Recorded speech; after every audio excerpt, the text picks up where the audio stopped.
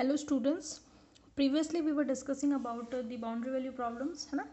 Previous video से हमने start किया 4th यूनिट और बाउंड्री वैल्यू प्रॉब्लम्स मतलब परिसीमा मान समस्या, ठीक है। तो इसमें हमने देखा था कि बाउंड्री वैल्यू प्रॉब्लम्स जो फिजिक्स में होती हैं वो जनरली रिप्रेजेंट की जाती है second order partial differential equation से, ठीक है। Partial differential equation that means कि इक्वेशन जो है that will be depend upon many variable, ठीक है। तो मैनी वेरिएबल सिस्टम को will convert into single variable system, यानी कि एकल चर पद्धति में उसको कन्वर्ट करते हैं, ठीक है। और उसको करने के लिए जो मेथड काम में लिया जाता है that method is separation of variable, ठीक है। यानी कि method of separation of variable is used to convert many variable system to single variable system, ठीक है। यानी कि बहुचरीय पदों को एकल चरीय पदों में कन्वर्ट करने के लिए जिस सिस्टम या जिस मेथड का यूज़ किया जाता है वो है method of separation of variable, यानी कि चरों के पृथक्करण की विधि, ठीक है। इसमें हमने लिया था कि सबसे पहले हम लाप्लास की सेकंड ऑर्डर कार्टेशियन कोऑर्डिनेट की इक्वेशन है और उसको हम सेपरेट कर रहे हैं, मतलब दो अलग अलग वेरिएबल्स के लिए है, ठीक है। दो अलग अलग, तो लाप्लासियन ऑपरेटर भी हमने दो वेरिएबल्स के लिए लिया है, ठीक है। उसको हम कन्वर्ट कर रहे हैं इनटू सिंगल वेरिएबल, यानी कि एक्स को अलग वाई को अलग। तो ये हमने पूरा देख लिया था। तो हमने क्या देखा कि फाई को हमने दो फंक्शंस में तोड़ा, जिसमें से फाई का जो एक पर्टिकुलर पार्ट है एक्स वो केवल एक्स पर डिपेंड कर रहा है और जो दूसरा पार्ट है वाई वो केवल वाई स्मॉल वाई पर डिपेंड कर रहा है, ठीक है। ये फंक्शन है कैपिटल एक्स और ये कैपिटल वाई फंक्शन है। कैपिटल एक्स है एक्स का और कैपिटल वाई है वाई का। फिर हमने क्या किया, थर्ड को हमने सेकेंड में रखा और हमने सारा कैलकुलेट किया, तो हमें मिली इक्वेशन 5। इक्वेशन 5 में दो टर्म्स मिलती हैं, जिसमें से ये जो फर्स्ट टर्म है ये केवल डिपेंड कर रही है एक्स पर और ये केवल डिपेंड कर रही है वाई पर। अगर पूरी इक्वेशन में मैं कहीं भी एक्स में कन्वर्ट चेंज करती हूँ या एक्स वेरिएबल में कोई ना कोई कहीं पे चेंज करती हूँ, वेरिएबल कर रही हूँ उसको, तो क्या होगा, केवल ये टर्म चेंज होगी, इस टर्म पर कोई फर्क नहीं पड़ेगा। सेम वैसे ही अगर वाई में कोई चेंज कर रही हूँ स्मॉल वाई में, तो केवल ये चेंज होगी, इस पर कोई फर्क नहीं पड़ेगा। That means in equation 5 both terms first and second are independent to each other, यानी कि दोनों एक दूसरे से स्वतंत्र हैं। इसमें चेंज करो तो केवल इसी में होगा, इसमें करो तो केवल इसी में होगा, इसमें करने से इस पर नहीं होगा और इसमें करने पर इसमें कोई चेंज नहीं होगा। इसका मतलब ये एक दूसरे पर आश्रित नहीं है, एक दूसरे से कैसी हैं, स्वतंत्र है ना, इंडिपेंडेंट है। स्वतंत्र है तो हम इन दोनों को किसी कांस्टेंट के बराबर मान सकते हैं, ठीक है। अलग अलग कॉन्स्टेंट्स के इक्वल हम इसको क्या कर सकते हैं, मान सकते हैं। पर पहले रीज़न लिख देते हैं हम, है ना। तो हम कैसे लिखेंगे, since in equation 5 both terms are independent to each other,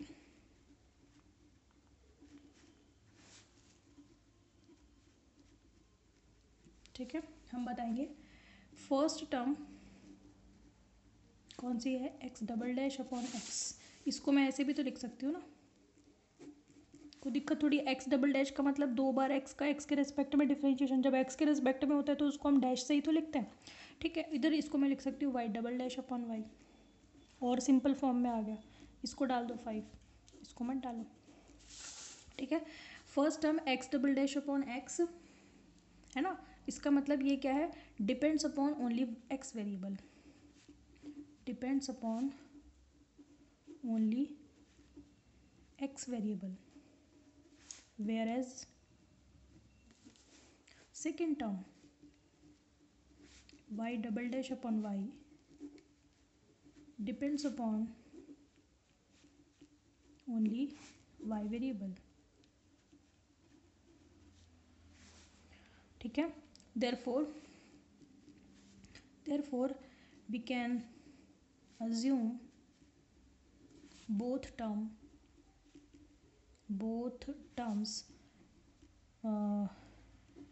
equal to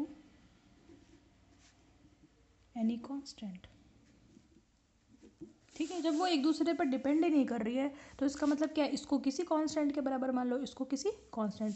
Hindi में बता देती हूँ कि एक समीकरण 5 में जो दोनों टर्म है वो एक दूसरे से स्वतंत्र हैं, एक दूसरे पर आश्रित नहीं है। क्यों कह रहे हैं हम ये बात, क्योंकि फर्स्ट टर्म में ये वाली जो टर्म है ये केवल एक्स पर डिपेंड करती है और ये वाली केवल वाई पर डिपेंड करती है, इसलिए हम इन दोनों टर्म्स को यानी कि दोनों पदों को किसी नियतांक के बराबर मान लेंगे, ठीक है।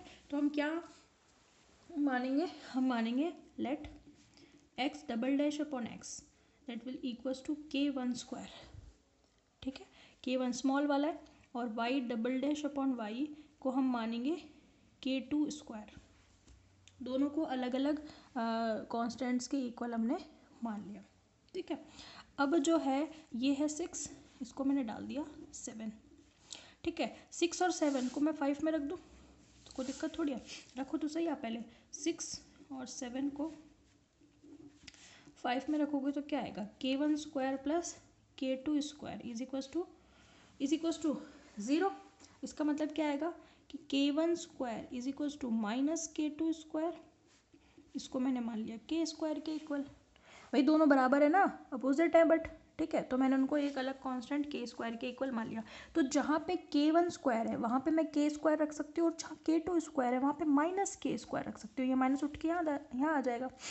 अरे भाई समझ में आ रही है कि नहीं आ रही? सिंपल मैथमेटिक्स है, हमें मैथमेटिक्स में ही ज़्यादा घुसना है इसमें, लेकिन with the use of concept of physics.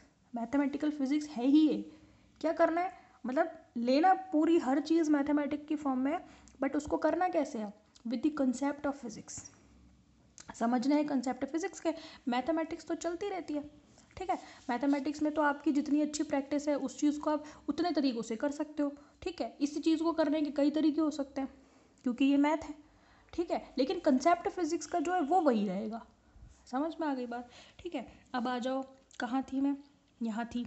तो मैं क्या कर सकती हूँ, इक्वेशन 6 और 7 में जहाँ k1 स्क्वायर है उसकी जगह पर मैं k स्क्वायर रख सकती हूँ, ठीक है। और जो 7 में जहाँ k2 स्क्वायर है उसकी जगह पर माइनस k स्क्वायर रख सकती हूँ, ठीक है। तो मैं ये 8, तो हम लिखेंगे यूजिंग इक्वेशन 8 इंटू किस में, 6 एंड 7।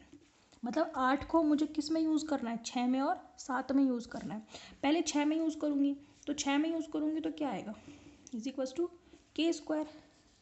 अरे भाई हाँ कि नहीं, इसको भी स्मॉल ही ले लो, ठीक है। तो जब इसको सॉल्व करोगे आप तो कितना आएगा, k स्क्वायर इंटू एक्स। क्या आपने ऐसे डिफरेंशियल इक्वेशन मैथमेटिक्स में कहीं देखी है क्या? Second order differential equation mathematics में कैसे सॉल्व करते हो?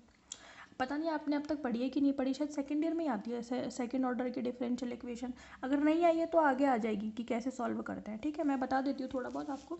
देखो कैसे आएगी, X double dash minus K square X is equal to 0। तो फिर इसी हर जो सेकेंड ऑर्डर की डिफरेंशियल इक्वेशन होती है वो दो तरीके की होती है, या तो वो कैसी होगी, वो होगी होमोजीनियस या फिर वो होगी नॉन होमोजीनियस, है ना। इतना तो हम फिजिक्स में भी पढ़ चुके हैं जहाँ मैंने second order differential equation start की थी, ठीक है। होमोजीनियस का मतलब है कि उसके आरएचएस में 0 होगा, मतलब इक्वल्स टू 0 होगा, that equation will be homogeneous. Homogeneous मतलब समघाती, समघाती, हाँ समघातीय बोलते हैं उसको, ठीक है। और असमघातीय या नॉन होमोजीनियस क्या होगी, जिसमें आरएचएस में कोई ना कोई क्या आएगा, टर्म आएगी, और वो किसकी फंक्शन होगी, एक्स की हो सकती है, वाई की हो सकती है, वो डिपेंड करेगा कि यहाँ पर क्या है आपका। यहाँ पर मेरे पास क्या है, अरे भाई यहाँ पे क्या है, एक्स है, तो यहाँ पर जो टर्म आएगी वो एक्स की फंक्शन होगी।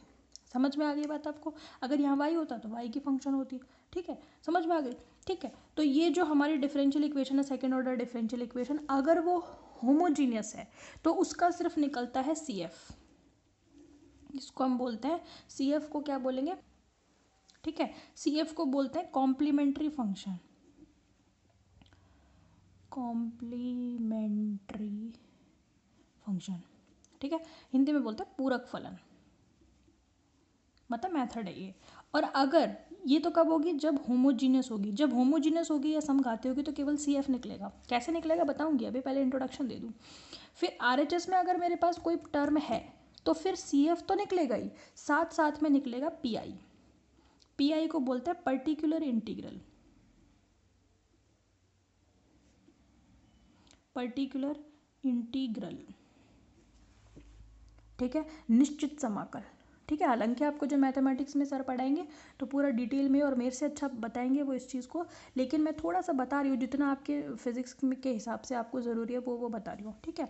तो अगर आपकी इक्वेशन इस तरीके की है जैसी आपको दिख रही है तो इसमें सिर्फ सी एफ निकलेगा। अगर यहाँ पर भी कुछ है, आर एच एस में भी आपके 0 के अलावा कोई एक्स का फंक्शन है तो वहाँ पर क्या निकलेगा, सी एफ के साथ साथ पी आई, यानी कि पर्टिकुलर इंटीग्रल, ठीक है। पर्टिकुलर इंटीग्रल कैसे निकालेंगे वो आप वहीं पर देखना, क्योंकि हमारी इक्वेशन में ज़रूरत है सिर्फ सी एफ की, क्योंकि ये समघातीय समीकरण समीकरण है या फिर homogeneous second order differential equation है, तो मेरा मतलब सिर्फ CF से है, ठीक है, PI से मेरा नहीं है, वो आप मैथमेटिक्स में पढ़ना, ठीक है। कैसे निकालते हैं वो देखो, इस इक्वेशन को मैं ऐसे लिख सकती हूँ ना, d² minus k² is equal to 0। अरे भाई d का मतलब क्या है, d का मतलब है 2 बार डिफरेंशिएशन, 2 बार ही तो है डिफरेंशिएशन। अरे भाई पार्शियल है तो पार्शियल लिख लो, क्या दिक्कत आ रही है। हालांकि अब तो मेरी वो केवल x पर ही डिपेंड कर रही है, तो मैं उसको टोटल डिफरेंशिएशन भी लिख सकती हूँ। समझ में आ रही है बात आपको, पर आप कॉन्सेप्ट पकड़ो, d कैपिटल D का मतलब है 2 बार डिफरेंशिएशन। तो आपको अगर आप CF निकालना चाहते हो तो आपको क्या करना पड़ेगा, ये d की जगह पर आपको m रखना है, m² माइनस k² मतलब ये रहेगा, तरीका है ये, m रखते हैं यहाँ पे, फिर ये हो जाएगा m² minus k² into capital X is equal to 0। m की वैल्यू कितनी आएगी, प्लस माइनस के, 2 ही तो आएंगे, ठीक है। और ये प्लस माइनस के कैसी सोल्यूशन है, रियल वैल्यू मिली है, वास्तविक मान मिला है, और वास्तविक मान के लिए सोल्यूशन कैसे निकालेंगे, सोल्यूशन किसका निकलेगा भाई, कैपिटल X का, कैपिटल X का 2 बार डिफरेंशिएशन किसका है, कैपिटल X, किसके रेस्पेक्ट में, स्मॉल x के रेस्पेक्ट में, तो किस फॉर्म में मिलेगा, स्मॉल x की फॉर्म में। कैसे निकलेगा, कोई कांस्टेंट मान लो a e⁻kx plus b e⁻−kx, 2 solution है ना, एक प्लस के और एक माइनस के, तो उनको e में लिख दिया रहता है। ये कब होगा, जब रियल होंगे, जब कॉम्प्लेक्स आएंगे, यानी कि इमेज मतलब दोनों की फॉर्म में आएंगे, रियल भी इमेजिनरी भी तो अलग तरीके से होता है, जब सिर्फ कैसे आएंगे इमेजिनरी तो अलग तरीके से होता है, इमेजिनरी में भी 2 तरीक़ों से होता है। समझ में आ रही है बात, तो इन डिटेल हम मैथमेटिक्स में पढ़ेंगे, लेकिन जितना आपको समझने के लिए ज़रूरी है फिजिक्स में वो मैं आपको बताती जाऊँगी, ठीक है, आपको चिंता नहीं करनी है उस चीज़ के लिए, ठीक है। तो ये रियल होगा, तो जो 2 आई है ना, कांस्टेंट तो कुछ भी मान सकते हो आप, ए बी मान लो, सी डी मान लो, E F L M J K, कुछ भी जो भी मर्जी आपकी वो मान लो, ठीक है। लेकिन आपको रखना कहाँ है, ई की पावर में, प्लस के है या प्लस बी है प्लस सी है, जो भी है वो यहाँ रखना है, और माइनस वाले को यहाँ। ऐसा कोई दिक्कत नहीं है कि आप माइनस के वाले को पहले नहीं लिख सकते, इसको बाद में नहीं लिख सकते हैं, क्रम भी चेंज कर सकते हैं, ठीक है। तो अब ये तो बात हो गई एक्स की, वाई की इक्वेशन क्या है, ये सारा एक्स का हो गया, ठीक है। वाई की इक्वेशन क्या थी, वाई डबल डैश, यानी कि 6 में अप्लाई कर दिया मैंने, अब 7 में भी तो अप्लाई कर दूँ, k2 की जगह पर क्या रखना पड़ेगा, माइनस k², है ना, ठीक है। अच्छा अब सॉल्यूशन देखो, इसको मैं कैसे लिख सकती हूँ, क्या मैं इसको ऐसे लिख दूँ, plus k² y is equal, अब भाई अब की बार इधर आ जाएगा ना, पहले आप इसको इधर लेकर जाओगे फिर इधर लेकर आओगे, तो यही तो आएगी इक्वेशन, ठीक है। अब देखो इसको क्या लिख सकती हूँ मैं, इसको ऐसे लिख सकती हूँ ना, d² plus k² is equal to 0। D का मतलब क्या है, मुझे अगर CF निकालना है कॉम्प्लीमेंट्री फंक्शन, तो मैं डी की जगह पर क्या लिखूँगी, m² plus k² is equal to 0। तो m इज इक्वल टू क्या आएगा, m is equal two plus minus iota के आएगा ना आपकी बार। तो आपकी बार देख लो, आपके पास सोल्यूशन कैसे आएंगे, इमेजिनरी, यहाँ पे रियल आए थे, यहाँ पे कैसे आए हैं, इमेजिनरी। तो आपको समझ जाना है, जब ये इक्वेशन ऐसी आएगी प्लस वाली फॉर्म में आएगी तो इमेजिनरी सॉल्यूशन आएंगे, और जब माइनस वाली फॉर्म में आएगी ऐसे, तो फिर रियल सॉल्यूशन आएंगे, रियल वैल्यूज़ मिलेंगी। आपको समझना है इस चीज़ को, ठीक है। अब देखो इमेजिनरी जब आपको सॉल्यूशन मिलेंगे तो कैसे रखेंगे, 2 तरीके हैं।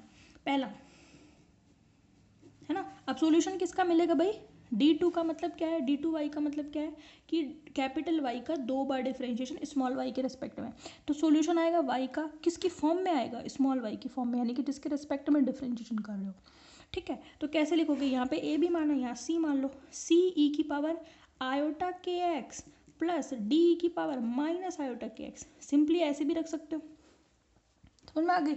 यानी कि जैसे यहाँ पे प्लस के थे तो हमने प्लस के माइनस के रख दिया, यहाँ पे प्लस माइनस आयोटा के तो यहाँ पे प्लस माइनस आयोटा के रख दिया।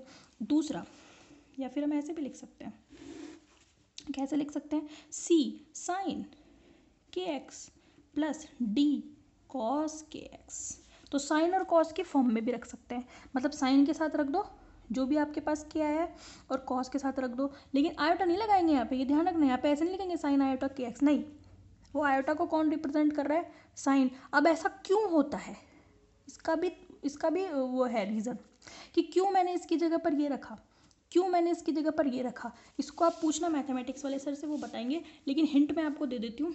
देखो साइन एक्स का फॉर्मूला होता है e⁻iota x और minus e⁻−iota x by 2 iota, और कॉस एक्स का फॉर्मूला होता है e⁻iota x plus e⁻−iota x by 2।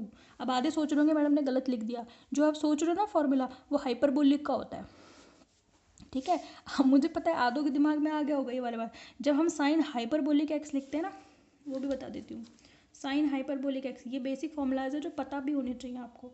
ई की पावर एक्स माइनस ई की पावर माइनस एक्स बाई 2, और कॉस हाइपरबोलिक एक्स का फॉर्मूला होता है ई की पावर एक्स प्लस ई की पावर माइनस एक्स बाई 2। समझ में आ गए, अलग अलग हैं, ये हाइपरबोलिक फंक्शंस है और ये विदाउट हाइपरबोलिक फंक्शंस हैं। तो आप भी ट्राई करना, आप निकालना ई की पावर आयोटा एक्स को इन दोनों से लिख करके मैं क्या लिख सकती हूँ, और ई की पावर माइनस आयोटा एक्स को तो बस वही किया है हमने यहाँ पे, ई की पावर आयोटा के एक्स की जगह इसीलिए ये लिखा है, इसलिए ये लिखा है, करना आप, ठीक है। क्योंकि फिर मैं मैथमेटिक्स में घुस जाऊँगी कंप्लीटली, फिजिक्स मेरी रह जाएगी, ठीक है। तो आप ट्राई करना, नहीं आता तो सर से पूछना, और बाकी आएगा तो सब खुद बता ही देंगे, ठीक है। चलो आगे हम डिस्कस करेंगे in our next video. Okay, thank you so much.